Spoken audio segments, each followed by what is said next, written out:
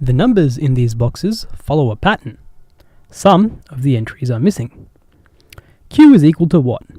So let's look for a pattern among these boxes. And you'll start to notice the pattern most clearly in these boxes in the corner here. You'll see that I am highlighting a group of 3 boxes. Now, what's most unusual about these boxes is the difference between 30 and 45 is actually 15. So, the difference between the 2 numbers below it are the same as the number in the box above. This can also be seen in this box here. Difference between 11 and 8 is indeed 3, and that's why there's a 3 in this box here. Also, here, 7 is the difference between 10 and 3. Using that, we need to find what Q would be. Okay, so Q is up here, in this sort of little triad here. 5 and Q, you take them away, and the difference you get is 4. So there are actually 2 numbers that Q could be.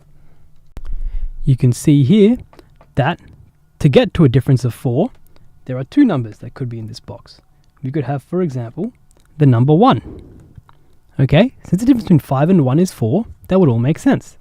We could also have the number 9. The difference between 9 and 5 is again 4. So that would allow that 4 to be there. So 9 could also be the answer. But how do we find what should actually be the answer there? It needs to make sense with the triad just below it. I.e., this group of 3 squares, here. This is unfortunately missing, and so is this. So let's start by building them up. Building up our missing numbers. First of all, the difference between 12 and 16 is 4, so there's a 4 in this space. And then to find this square, the difference between these 2 numbers, which is 4 and 10, so the difference here is 6. And then going for Q, we need the difference between 6 and 7, which is of course 1. So obviously, 9 can't be the answer here. It's actually 1. So Q is equal to 1, and our answer is A.